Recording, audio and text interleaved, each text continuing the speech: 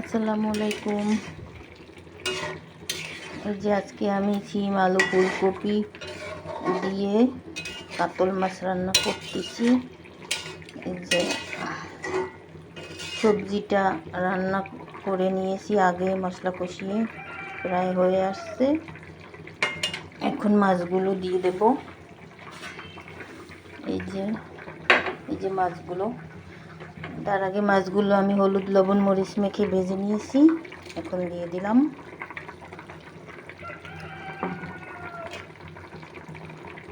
এখন আস্তে উপর থেকে এভাবে মাছগুলো বসিয়ে রান্না করে নেব।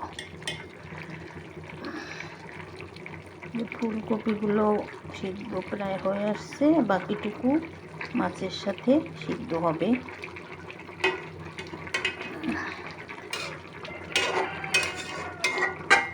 এবার ঢাকনা দিয়ে রান্না করে নেব। এই যে এবার উপর থেকে ধনিয়া পাতা দিয়ে দিচ্ছি মাছের মধ্যে। শীতকালীন সবজি দিয়ে কাতল মাছ রান্না।